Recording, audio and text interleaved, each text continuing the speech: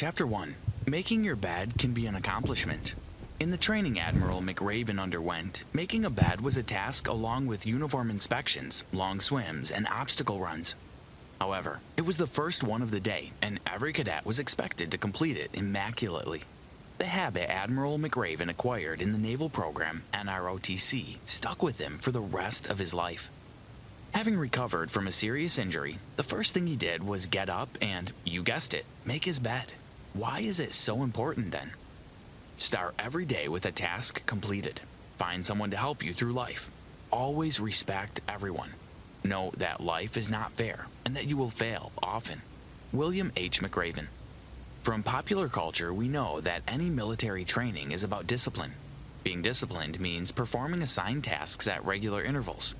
This practice may seem automatic and lifeless, but its value lies in bringing more order into the chaos of our existence. Moreover, it makes you attentive to detail, of course, if you do it the Army way. At home, your bed should be neat and pleasant to look at. Finally, bed making is the easiest yet very real thing you can accomplish in a day. If you manage to do that, what else are you capable of? Our daily routines, when completed, can give an immense sense of pride and even bring consolation. Motivation doesn't appear out of nowhere. It would help if you prepared the ground for it. Making a bed is a perfect start. Nonetheless, you can do other things too. Don't leave the dirty dishes to sadly dry in the sink until later. You can also clean your shoes right after you come back from the stroll in the rain. These quick and simple tasks save up your future time. Most importantly, these accomplishments help you realize that your will is strong and you can take control when necessary. The U.S. forces captured Saddam Hussein in December 2003. Saddam was held in confinement, during which time he was kept in a small room. He slept on an army cot, but with the luxury of sheets and a blanket. His covers were always crumpled at the foot of his cot. William H. McRaven. Chapter 2. Find people to rely on. The second advice suggests that whatever we do, we should not do it alone. It reminds us of the story of 7 sticks, where quarreling brothers were each given a stick by their father. They were later told to break their sticks. The brothers did it with ease. The wise father then made a bunch out of 7 other sticks and asked his son to break it. And that was a nearly impossible task. The moral of this tale is that together we are stronger no matter what. You cannot paddle your boat alone. Find someone to share your life with. Make as many friends as possible and never forget that your success depends on others. William H. McRaven. Admiral McRaven learned the value of teamwork in the first phase of training. He and his classmates had to carry a heavy rubber raft above or on their heads for a long time. One of the boys fell sick and could contribute very little to overall success. The other group members stuck up for him and shared his duty. The sick one later paid it off by helping out his teammates. Even the ones that seem to be the fittest for life can never make it all on their own. We have different experiences throughout life. When it treats us right, we sometimes believe that we are omnipotent, and thus we might grow a bit careless. Yet, when hardships come our way, we appear unprepared and lose our strength. These are the times when we need others to help us sort things out. Nevertheless, keep in mind that you depend on other people the same way they rely on you. This is what makes the core of our relationship: mutual trust, compassion, and readiness to help. So, make friends, as many as possible, and they will be there for you. Chapter 3. Make peace with the imperfection of life. Life is not fair, but who said it was supposed to be?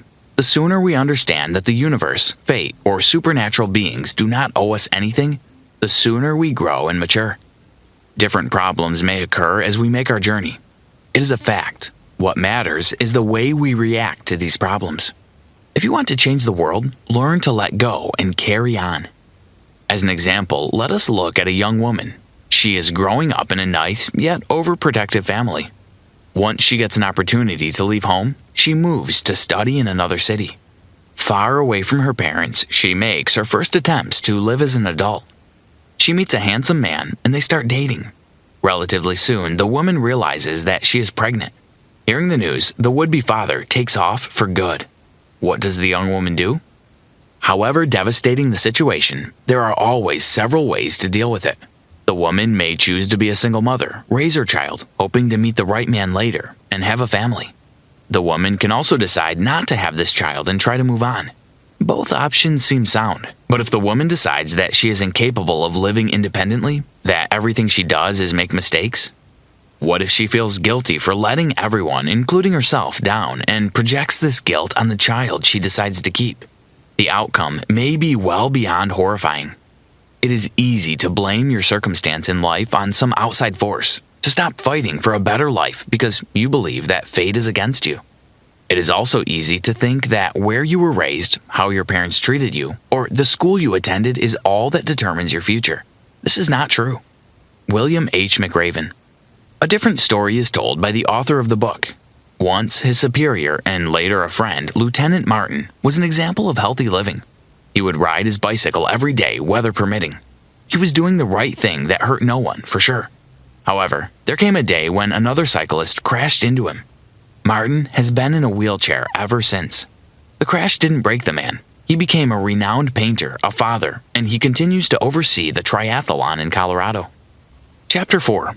When life gives you lemons, make lemonade. You can't always win. That is normal, as life is a particular pattern of success and failure. Moreover, you would never know what the former feels as if it weren't for the latter.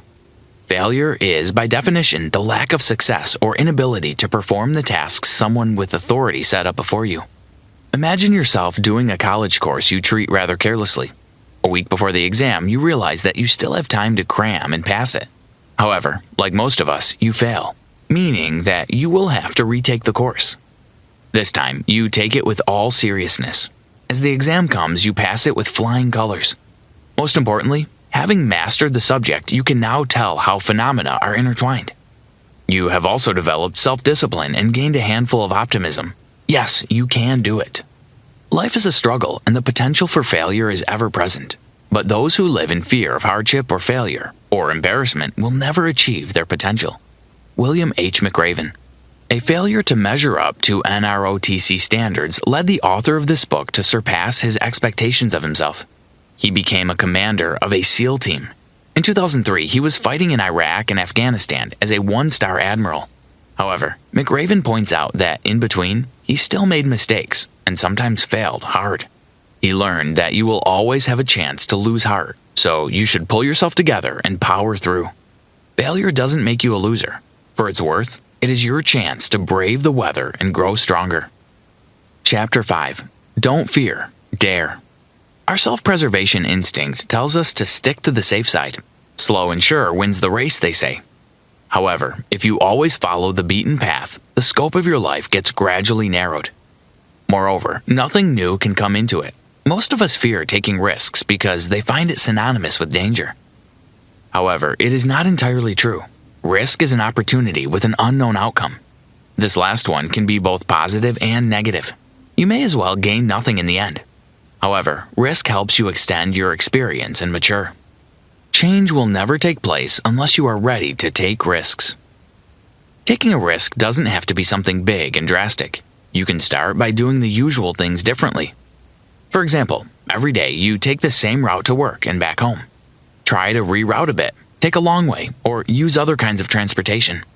If your usual recreation time is all about playing a computer game, try to go for a walk without your gadgets, unless you have a poor sense of direction.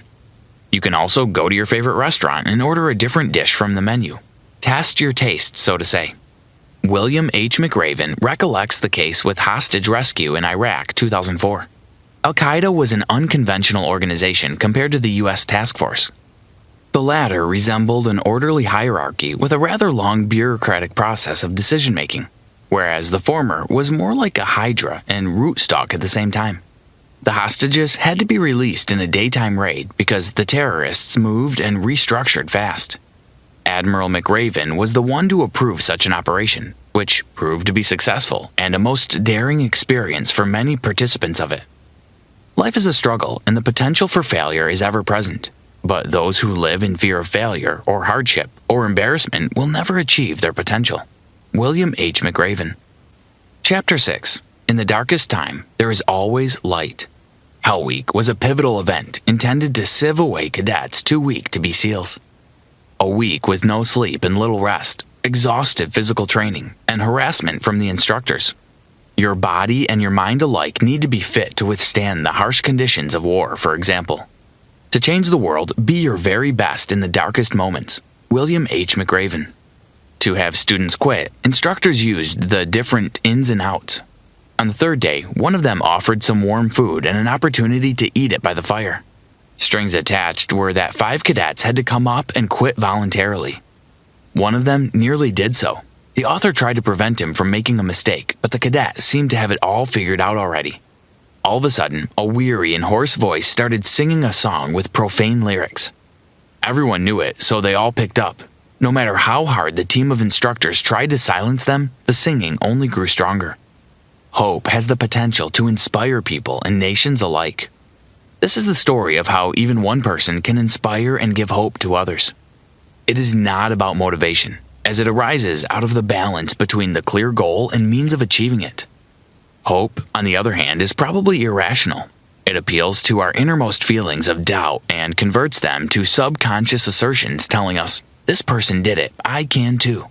While there is hope, there's a way, and we all know that, deep down. Did you know, every time someone loses their loved ones, we mourn their loss, but at the same time, fear the same might happen to us. Conclusion. All of William H. McRaven's examples revolve around his rigorous military training. Definitely not many of us choose to follow this path. However, the conclusions he draws based on his experience are relevant for us, the civilians. We can try to minimize the chaos of our lives by bringing in some order. We can pave the road to bring accomplishments by disciplining ourselves to complete small tasks. We can make the first step and inspire others by showing that they can trust and rely on you. Life is not a bed of roses. It is full of difficult times, but someone elsewhere has it worse than you do. If you intentionally fill your days with pity and sorrow for the way you have been treated, feeling bad about your lot in life, blaming your circumstances on someone or something else, then life will be long and hard.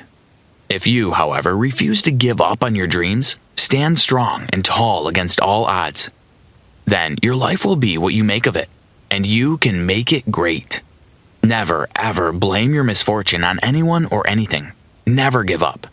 The main point is to stop waiting for someone or something to make things happen. You can be the one to induce changes. You summon your willpower, start from yourself, and see how the world around you transforms. Maybe only in your own eyes. But that is already a big leap forward, as one of the hardest things is to change yourself. Try this. Consider these practical things you can do starting today. Begin each day with a task completed. It will help you feel more capable. Find someone to help you and guide you through life. You will learn to trust. Respect everyone who crosses your path. It will teach you dignity. Next time you fail hard, don't make things worse by humiliating yourself. Inhale and shift the focus to the things that have the potential to make your life better. Make a top 5 list of the things that seemed to break you. Write down what helped you overcome them, what you learned about yourself from them, and how it made you stronger, for it did.